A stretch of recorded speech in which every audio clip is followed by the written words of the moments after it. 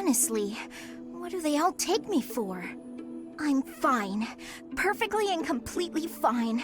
It's hardly different from daytime. I'm not scared. Ah! Ghost! Hang on. Professor? Is that you?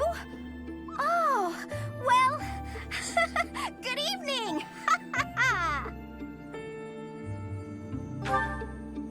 Oh, I left something in the dining hall, so I'm on my way to fetch it. But you don't need to come with me or anything like that. I'm fine on my own, really. You weren't? Oh, apologies for making an assumption. The truth is, everyone I come across asks if I'd like some company. They all seem to think I'll be scared wandering alone at night. So rude and presumptuous, you know. I'm perfectly capable of being on my own. Hey, Professor, wait! Well, I thought it might be nice to walk and talk together to the dining hall. Shall we? To be abundantly clear, this has nothing to do with my non-existent fear of ghosts. Oh, you must be bored. Fantastic, then. Do you mind, filling the void with some chatter? Some find silence to be a bit unsettling, after all. Okay, I confess, I am scared of ghosts. The monastery is unnerving to me at night. So, can we talk about something, please? Anything. I've noticed for quite some time now, you treat all your students equally, don't you? You've never treated me differently simply because I'm younger than the others. And I've always appreciated that. Isn't it rather obvious? I'm roughly 2 to 3 years younger than the rest of the class. Have you just not been paying close enough attention to those you teach? That's poor form for a professor. Oh, there! I found what I was looking for. Well, I'd better be on my way now. Good night!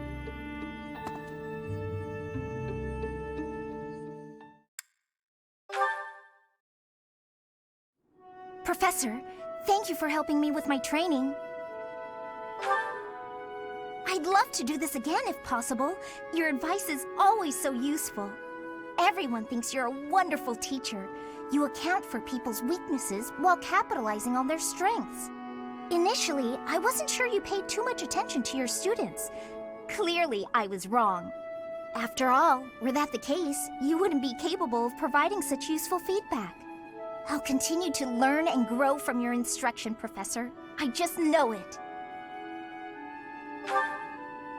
You think I'm determined?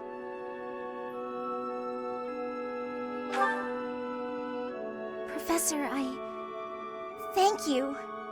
You're the only one who's ever praised me like that. I mean, people are always telling me I've got a knack for magic. If you can call the power of my crests a knack, they aren't wrong per se.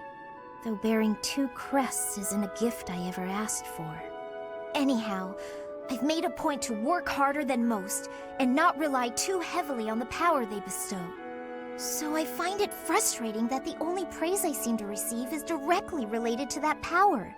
If you've noticed how hard I work, then, well, it makes me very happy. Well, you see, it is because I am the only child of House Ordelia. I must do all I can for my family name. I'm determined to someday be of real value to them, and that day must come soon. I can't waste any time. I don't have much of it left. Anyway, I should be going. Thank you again for your help.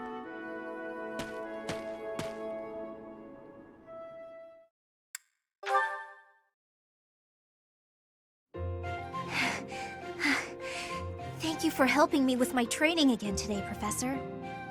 I'm gonna keep at it for a while longer, so you go on ahead. I can't.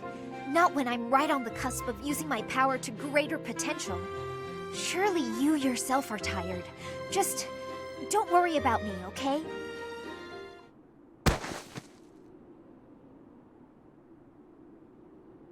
I'm sorry, Professor.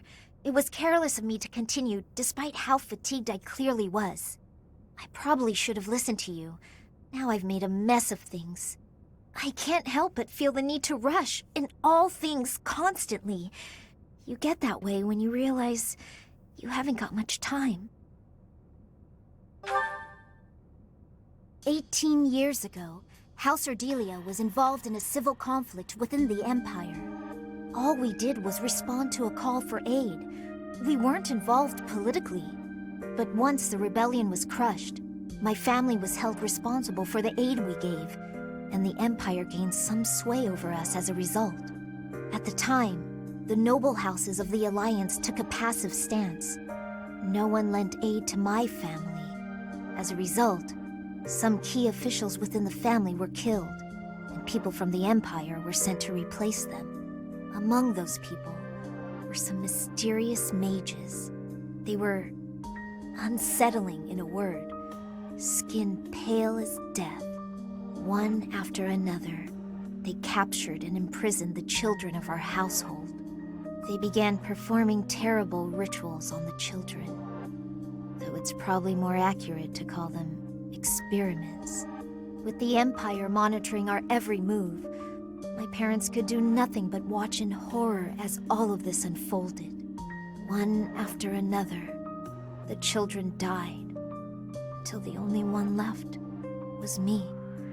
You know, my hair wasn't always this color. During their experiments, they'd been doing things with my blood. One morning, I awoke like this. A shock of white hair, all trace of pigment gone. Upon seeing me, the mages were delighted.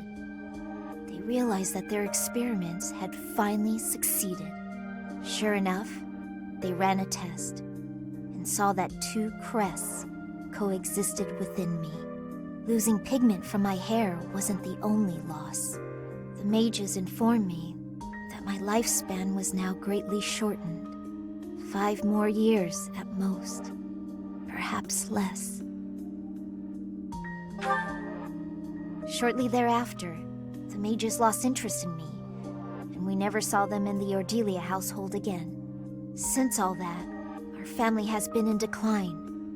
It's challenging now even to govern our territory. After all my mother and father have suffered, I at least want them to have peace as they grow older. That is all I wish for, but I haven't much time to ensure it comes to pass. It's not like what's been done to me can be undone. Professor, the only way I can conceive of would be to remove my crest somehow. But I don't know if that's even remotely possible. Even if it were, I wouldn't be of much use to you and the others without my crests. You sound resolved. I'll allow your resolve to bolster my own. Thank you, Professor.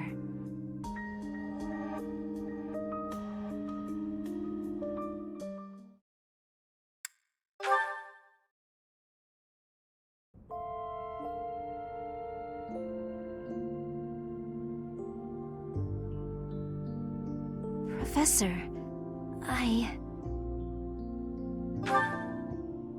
We have. I can feel that the crests are no longer a part of me. That must mean my body will. Thank you, Professor. No matter the outcome, I feel a sense of peace. I have hope, and that hope will carry me through it all. You've done so much, searching for a way to remove my crest, to save me. I can't tell you how much it means to me. I will not claim my title. House Ordelia will end with my father's generation. After this, I'm going to begin preparations for our family's dissolution. This will ensure that the people of our territory will not be troubled. and my parents will be able to live out their lives in peace?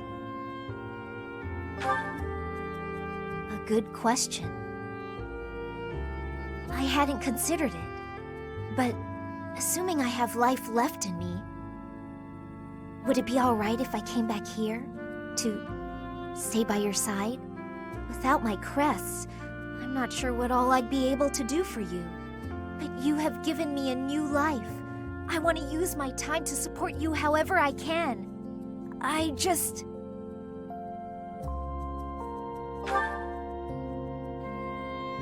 Oh, is this... This is...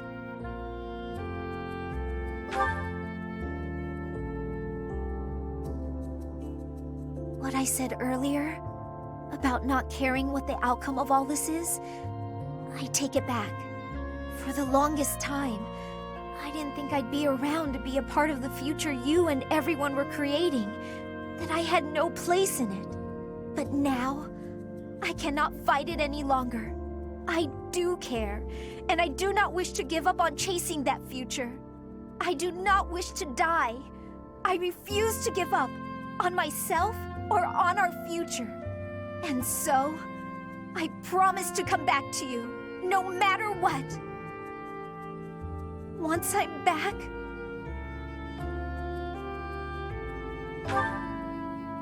Yes, I quite like the sound of that. Together. It is decided. We will be together forever, living long, full lives. Count on it, my love.